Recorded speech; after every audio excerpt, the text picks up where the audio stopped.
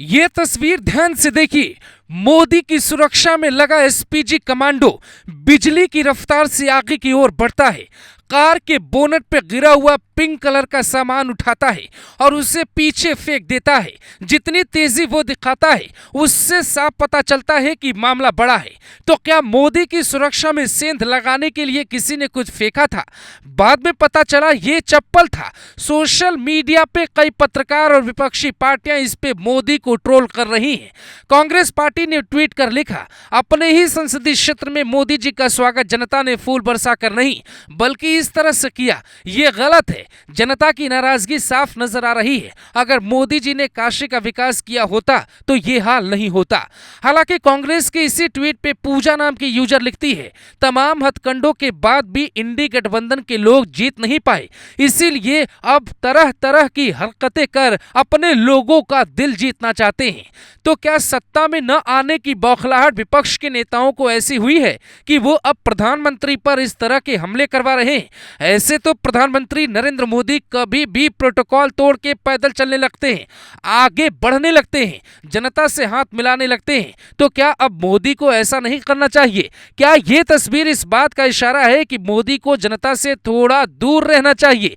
मोदी जैसे नेता के लिए ये संभव नहीं है, क्योंकि अक्सर ऐसा देखा गया है कि अपने अधिकारियों के मना करने के बाद भी नरेंद्र मोदी नहीं रुकते। एक बार एक अधिकारी ने इससे जुड़ा खुलासा ऑन कैमरा किया था। तब मोदी ने उस अधिकारी को कहा था, आपने मुझे एक बार डांटा था। अगर हो तो मैं कुछ कहना चाहूंगा सर, आपने उस वाकये की याद की। सर मुझे वो उस समय बहुत डर लग रहा था कि बहुत डांट पड़ेगी मुझे।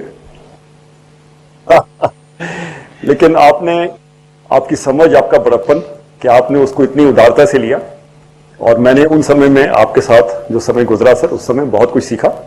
शायद ऐसे ही बयान एसपीजी के अधिकारी भी बाद में दे कि पीएम मोदी को हमने कहा कि खतरे को भांपते हुए सुरक्षित रहिए, पर उन्होंने नहीं सुना। एक नेता के लिए यह मुश्किल भरा वक्त होता है कि वो अपने सुरक्षा कर्मियों की सुने या फिर जनता के नजदीक जाए। पर मोदी के साथ काशी में जो हुआ वो ये बताता है कि मोदी की सुरक्षा बढ़ानी होगी।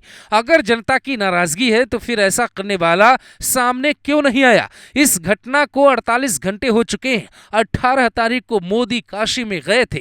ये तस्वीर तब की ही बताई जा रही है, लेकिन 2 दिनों में इसे लेकर ना तो कोई अपडेट आया और ना ही ऐसा करने वाला कोई पकड़ा गया और ना ही मोदी ने कोई बयान दिया। तो क्या मोदी ने ऐसा करने वाले को माफ कर दिया? आपको याद होगा इस देश में नेताओं पर भरे मंच पर कई बार जूते चप्पल फेंके गए।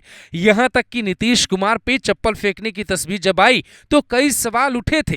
केजरीवाल पे तो स्याही फेंके गए और बाद में थप्पड़ वाली तस्वीर भी सामने आई थी, जिन पर केजरीवाल ने कोई एक्शन नहीं लिया। पर जनता क्या खुद ऐसा व्यवहार करने लगती है या सियासत में ऐसा करवाया जाता है? इसकी भी जांच सुरक्षा एजेंसियों को करवा लेनी चाहिए।